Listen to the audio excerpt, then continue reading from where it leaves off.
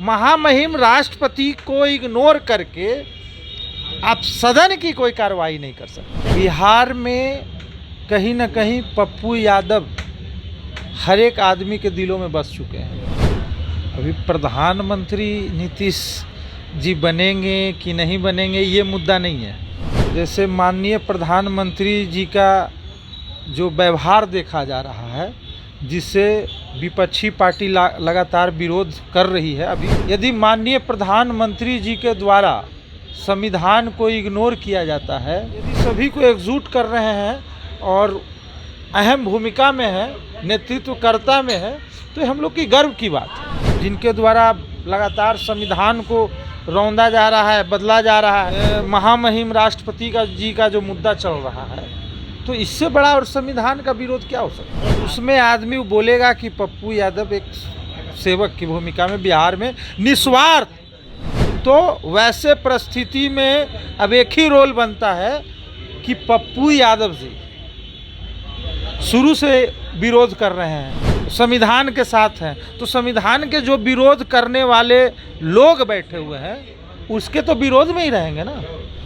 80% लगभग यूथ को टिकट दिया था, यूथ को, इसीलिए यूथ को मजबूत करना जरूरी है और निचले स्तर से मजबूत करना जरूरी है। इन दिनों मुख्यमंत्री नीतीश कुमार के विपक्षीय एकता की खूब चर्चा हो रही है और जल्द ही तारीख का ऐलान किया जाएगा कि पूरे देश के जो विपक्षी दलों के नेता हैं वो कब और कहां बैठक करेंगे और जो केंद्र की मोदी सरकार है उसे चुनौती देंगे। बहरहाल इन तमाम मुद्दों पर बात करेंगे हमारे साथ जन अधिकार पार्टी के नेता राजू दानवीर जी। दानवीर जी, नालंदा गृह जिला है, क्या नीतीश जी इस बार बन जाएंगे प्रधानमंत्री?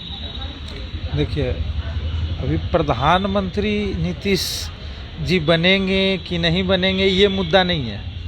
मुद्दा ये है कि जैसे माननीय प्रधानमंत्री जी का जो व्यवहार देखा जा रहा है, जिससे विपक्षी पार्टी लगातार विरोध कर रही है। अभी नया मुद्दा जो चल रहा है आप देख ही रहे हैं, तो वैसे परिस्थिति में यदि माननीय प्रधानमंत्री जी के द्वारा संविधान को इग्नोर किया जाता है, संविधान को रौंदा जाता है और अपना ही सिर्फ चलाया जाता है, तो वैसे परिस्थिति में किसी एक व्यक्ति को जो नेतृत्व करता हो और वो सारे विपक्षी पार्टियों को एकजुट कर रहा हो, तो ये बड़ी बात है।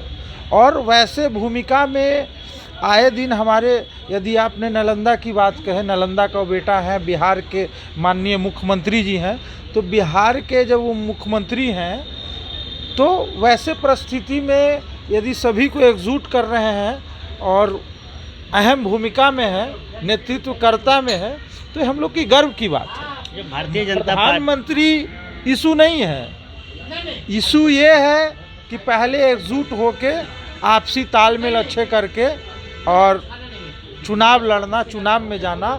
और जो अभी सदन में है, लोकसभा में है, जो भारत के प्रधानमंत्री हैं माननीय, जिनके द्वारा लगातार संविधान को रौंदा जा रहा है, बदला जा रहा है, तो वैसे परिस्थिति में जो है अभी माननीय महामहिम राष्ट्रपति जी का जो मुद्दा चल रहा है, तो इससे बड़ा और संविधान का विरोध क्या हो सकता है। तो आप लोग कह रहे हैं कि राष्ट्रपति से उद्घाटन कराना चाहिए, उन्हें निमंत्रण नहीं किया, बीजेपी कर रही है, ये तो परंपरा रही है और पूर्व में कांग्रेस ने भी ये किया, बात उन्होंने राजीव गांधी की, इंदिरा गांधी की।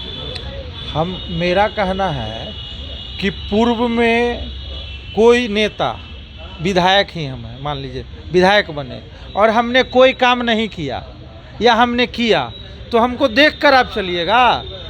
आपने चुनाव में जो बुला है आपने पूरा किया, तो आपको सब आदमी देखकर चलेगा। वो लोग भी बोलेंगे कि 2 करोड़ रोजगार चाहिए, चाहिए वो चाहिए, रोजगार चाहिए किसानों के लिए, महिलाओं के लिए, छात्र के लिए, युवा के लिए। आपने जितना बोला नहीं ना किया, तो आप देखा इसकी की बात क्यों करते हैं कि कौन क्या किया। स्पष्ट बात इतना है कि कहीं ना कहीं सदन का एक अंग होता है, अंग होते हैं महामहिम राष्ट्रपति। लोकसभा के एक अंग होते हैं महामहिम राष्ट्रपति। लोकसभा को जब चाहे जब वो भंग कर सकते हैं।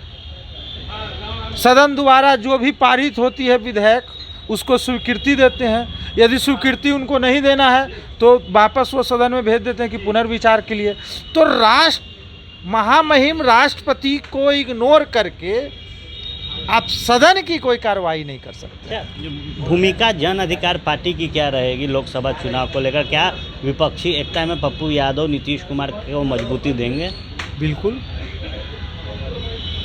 बिहार में कहीं ना कहीं पप्पू यादव हर एक आदमी के दिलों में बस चुके हैं। ये तो बताने की चीज़ नहीं है। किसी भी आदमी से ओपिनियन ले लीजिए, थर्ड पर्सन व्यक्ति से ओपिनियन ले लीजिए, उसमें आदमी बोलेगा कि पप्पू यादव एक सेवक की भूमिका में बिहार में निस्वार्थ, जब किसी पीड़ित की ज़रूरत हो, जब किसी गरीब की ज़रूरत हो, जब किसी माँ की ज़रूरत हो, मैंने निस्वार्थ सेवा भाव में लगे रहते हैं और पीड़ितों को मदद करने में लगे रहते हैं। जरूरत पड़ता है तो राजनीति भी करते हैं।